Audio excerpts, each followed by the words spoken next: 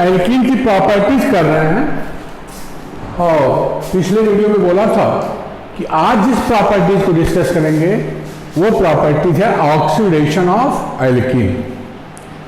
ओजोनोसिस में main concept हमने ये देखा कि अगर हम ओजोनाइड का क्लीवेज जिंक वाटर के साथ कर रहे हैं तो डबल बॉन्ड जहां है, डबल बॉन्ड टूटेगा और उसके दोनों तरफ ऑक्सीजन आ जाएगा। जिंक वाटर के साथ अगर हम ओजोनाइड का क्लीवेज कर रहे हैं तो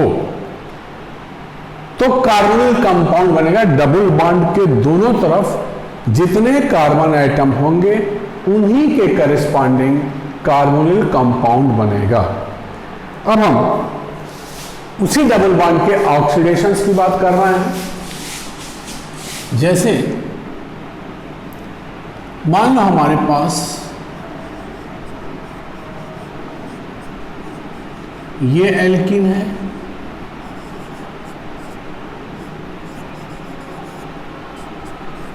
इस तरह का एल्कीन है, इस तरह का एल्कीन है। बात कर रहे हैं हम लोग ऑक्सीडेशन ऑफ एल्कीन में। दिस इज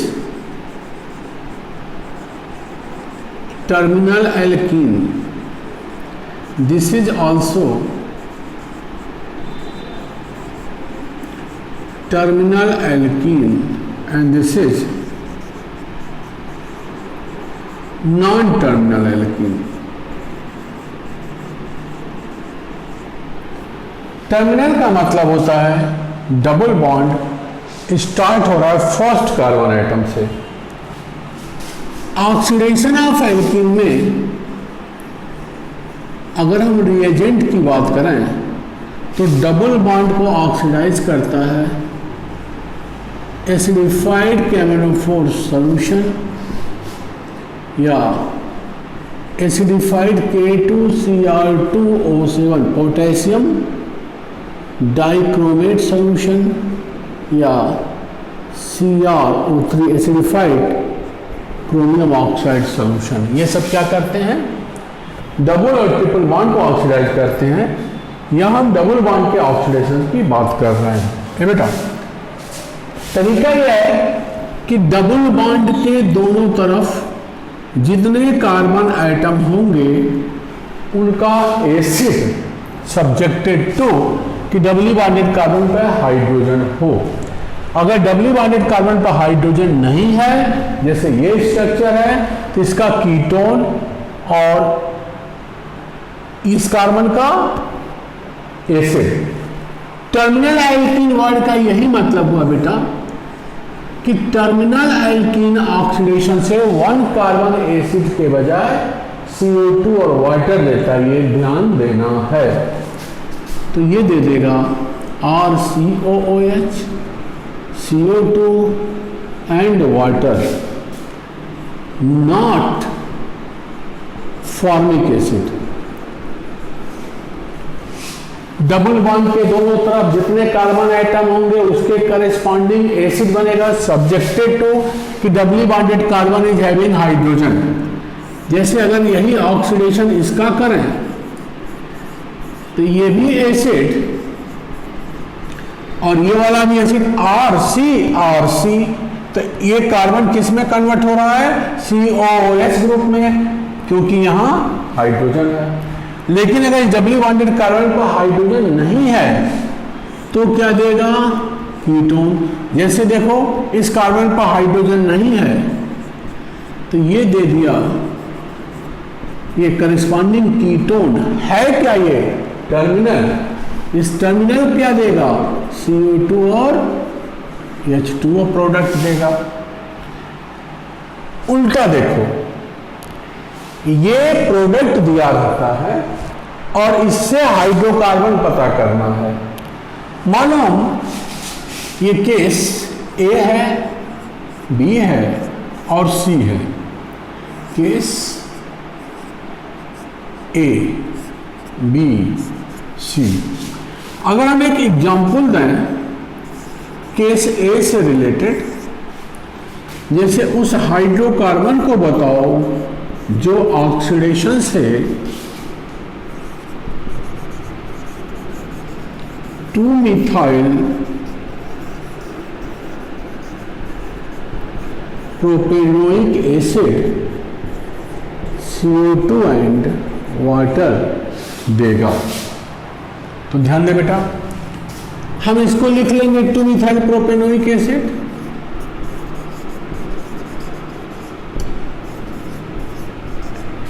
इसमें से जितना कार्बन का स्केलेटन है वैसे ही लिख लें। CO2 वाटर दे रहा है, माने इस कार्बन पे, ये कार्बन पे डबल बॉन्ड द्वारा एक और कार्बन होगा, माने एल्कीन क्या होगा, टर्मिनल, और इसी कार्बन से डबल बॉन्ड जुड़ा होगा, क्योंकि CO2 वाटर का मतलब terminal alkene on oxidation gives acid CO2 water, या कीटोन CO2 और वाटर, दिस इज कीटोन। तो ये plus CO2 plus water, carbon का स्केलेटन बनाओ बेटा, CH3 CH3 C, इसके साथ बन रहा है CO2 वाटर, माने इसी पर टर्मिनल C।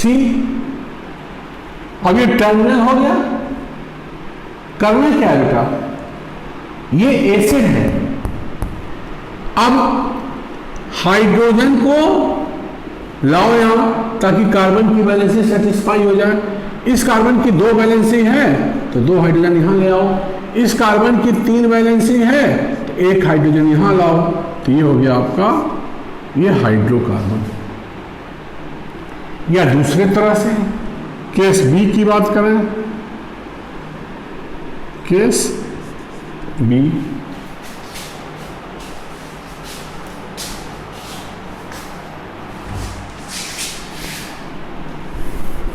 वो हाइड्रोकार्बन बताना है जो कीटोन CO2 और वाटर दिया।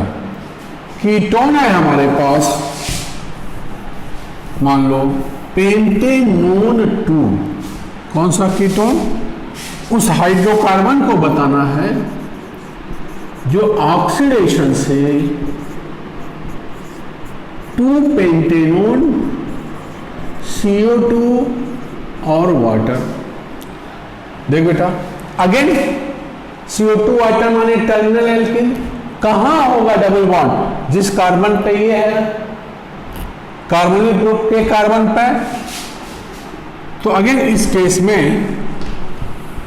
हम स्ट्रक्चर डिटरमिन करने के लिए हाइड्रोकार्बन लिख लें, CH3 CH2 CH2, ये कार्बन का स्केलेटन हमने लिख लिया।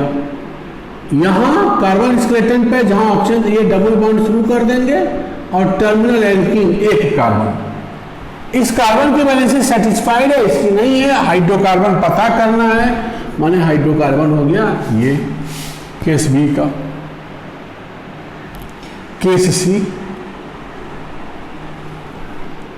ये वाला केस, उस हाइड्रोकार्बन को बताना है जो ऑक्सीडेशन से 2 मोल्स ऑफ एसिड दे रहा है। दोनों सेम हो सकते हैं, दोनों अलग हो सकते हैं। जैसे मान लो यहां दे दे केस सी में, उस हाइड्रोकार्बन को बताओ जो ऑक्सीडेशन से दे रहा है प्रोपेनोइक एसिड एंड 2-मिथाइल प्रोपेनोइक एसिड।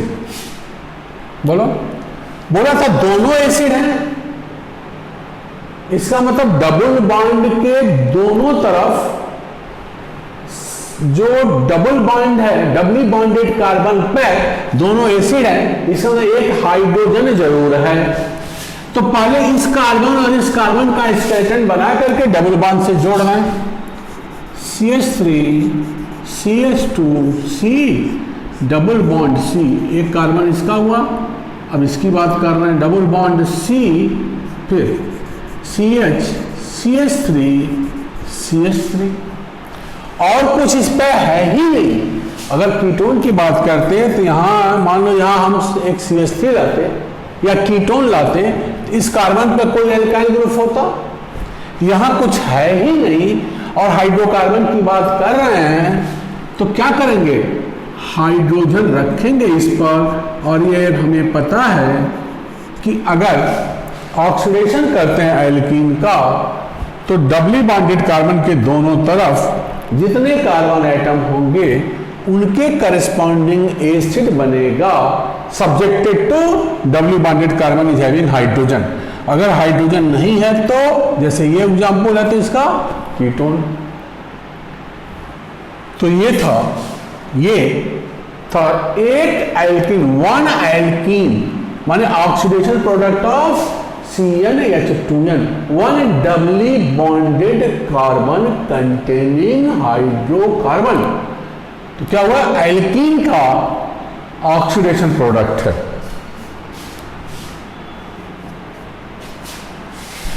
नेक्स्ट,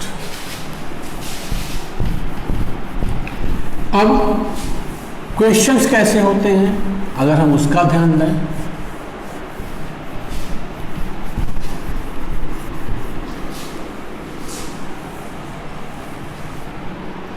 ये बेटा हमें हाइड्रोकार्बन का स्ट्रक्चर बताना है, structure of hydrocarbon which an oxidation gives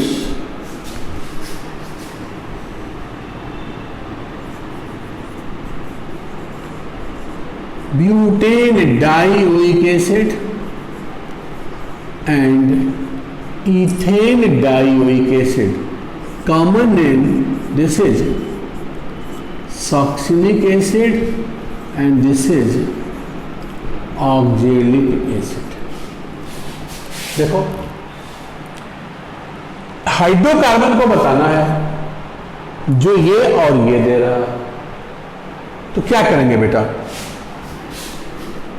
दोनों मिल रहा है माने ये कार्बन इसके साथ यहां डबल बॉन्ड बनाएगा और ये वाला कार्बन इसके साथ डबल बॉन्ड बनाएगा। तो कार्बन स्केलेटन लिख लें, CH2 C, डबल बॉन्ड लगा दें, C single bond C and then it is double bond. अब हाइड्रोकार्बन है, हाइड्रोजन लगा दो, यहाँ हाइड्रोजन, यहाँ हाइड्रोजन, यहाँ हाइड्रोजन, यहाँ हाइड्रोजन।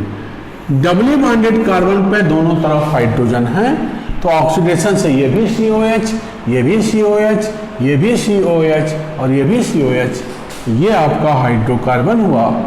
और ये है जो बना इस और इस ऑक्सीडेशन प्रोडक्ट से। इसी तरह से एक बार पूछा गया था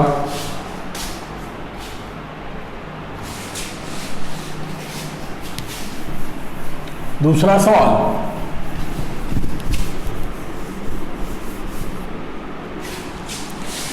कि structure of hydrocarbon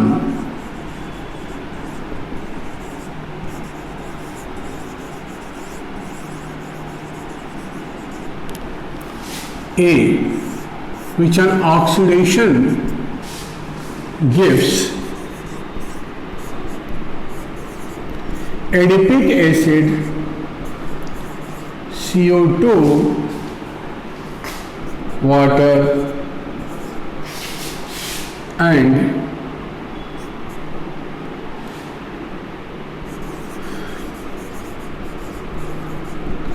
butanoic acid and butanoic acid. ये बेटा एडिपिक एसिड, एडिपिक एसिड होता है हेक्सेन 1,6 डाइओइक एसिड। देखो COOH पर ये CH2 4 bar and COOH, this is adipic acid, hexane 1,6 dioic acid plus butanoic acid. देखो बीच वाले में 2 कार्बोक्सिलिक एसिड है, इसमें एक कार्बोक्सिलिक एसिड ग्रुप है, ये टर्मिनल दिख रहा है, टर्मिनल यहां से रखें या यहां से रखें, स्ट्रक्चर एक ही मिलेगा। जैसा कि हमने ओजोनसिस में पढ़ा है कि अगर डाई कार्बोनिल सिमेट्रिकल है, इसी तरह से डाई बेसिक एसिड अगर सिमेट्रिकल है, ये सिमेट्रिकल स्ट्रक्चर है, CH2 4 COH COH। तो डाई बेसिक एसिड अगर अनब्रांच्ड सिमेट्रिकल स्ट्रक्चर है तो ऐसे केस में क्या करेंगे, एक तरफ CO2 और वाटर को सोचें और दूसरी तरफ ब्यूटेनोइक एसिड को सोचें। ये कार्बन डबल बॉन्ड, ये कार्बन और ये कार्बन पे डबल बॉन्ड बैठा है। यहां टर्मिनल होगा, चाहे इसको CO2 और वाटर चाहे यहां से कंसीडर करो, इस कार्बन से या इस कार्बन से। जब इसको यहां लाओगे तो इसको यहां लाओगे इस कार्बन पे, बात एक ही है, टर्मिनल बनेगा। तो इस हिसाब से हाइड्रोकार्बन का स्केलेटन बनाओ यहां तक, फिर ये वाला डबल बॉन्ड लेते हुए फिर डबल बॉन्ड के साथ टर्मिनल कार्बन। तो CH3 CH2 CH2C double bond फिर C, this is CH2 4 again C double bond CH2। Hydrogen लगा दो, एक यहाँ एक यहाँ, ये आपका स्ट्रक्चर हो जाएगा उस हाइड्रोकार्बन का जिसकी बात यहाँ हो रही है। कभी कभी ओजोनसिस और ऑक्सीडेशन दोनों को कंसीडर करते हुए सवाल आ जाता है।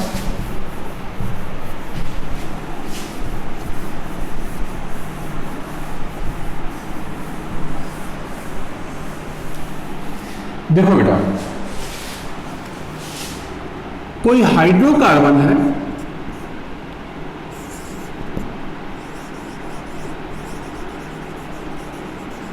A which on oxidation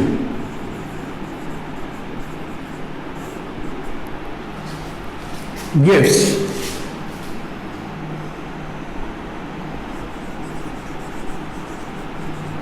butanone plus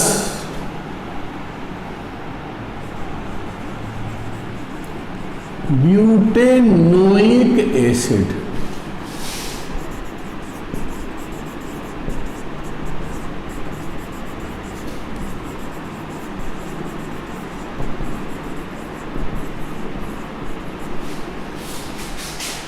तो हाइड्रोकार्बन निकाल लेंगे, यहां तक स्केलेटन बनाएंगे, इसका ये एक स्केलेटन बनाएंगे, इसमें डबल बॉन्ड लगाएंगे, CH3 CH2 C CH3, ये स्केलेटन ये वाला double bond C CH2 CH2 CH3, इस कार्बन को लिखा, हाइड्रोजन लगा देंगे, तभी ये ऑक्सीडेशन से COH देगा। मैं ये बताना चाहता हूं कि यही दोनों ओजोनोलिसिस प्रोडक्ट भी होंगे जब इनका क्लीवेज जिंक के एब्सेंस में हो, या हम कह सकते हैं इसको ऑक्सीडेटिव ओजोनोलिसिस।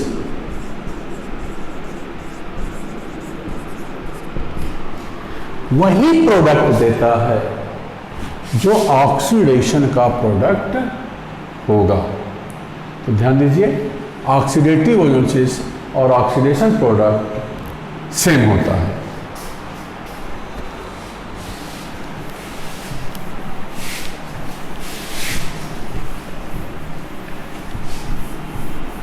तो कंसेप्चुअली अगर ये पूछ दिया जाए,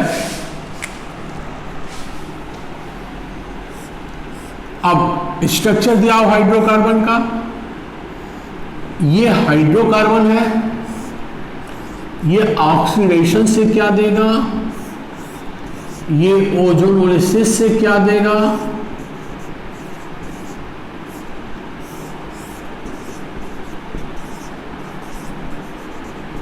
ऑक्सीडेटिव और reductive ozonolysis. This is oxidative ozonolysis, this one is reductive ozonolysis. तो देख बेटा, ये टूटेगा, ये टूटेगा, ये COH और यहां ये COH, ये दूसरा पार्ट, यही प्रोडक्ट देखो यहां H है। तो अगर आप रिडक्टिव ओजोनोलिसिस करते तो डबल बॉन्ड किस में कन्वर्ट होता? कार्बोनिल कंपाउंड में।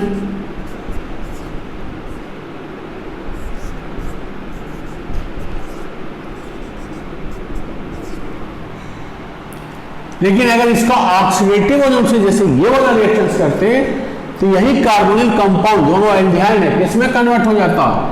एसिड में। तो यहां यही वाला प्रोडक्ट बनेगा, कॉमन नेम है इसका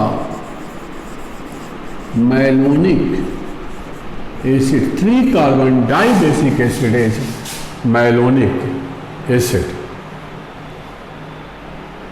तो ऐसे ऐसे छोटे छोटे क्वेश्चंस कभी कभी पूछ दिए जाते हैं। स्ट्रक्चर्स ठीक से देखिए, समझिए, क्वेश्चंस करने की कोशिश करिए।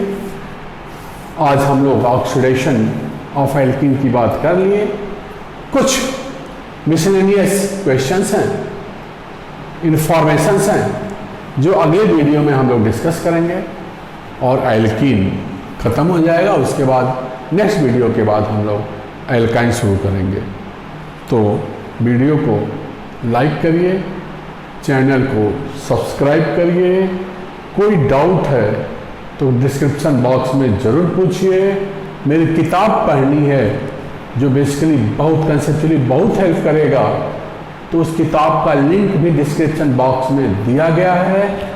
हमने इंटरेक्टिव ऑर्गेनिक केमिस्ट्री नाम से एक किताब लिखी है, गिरजेश दुबे राइटर हैं, मैं Girjesh Dubey. Interactive organic chemistry की किताब है मेरी, उसको पब्लिश किए हुए हैं MTG group, mathematics today group, उस बुक को पब्लिश किए हुए हैं।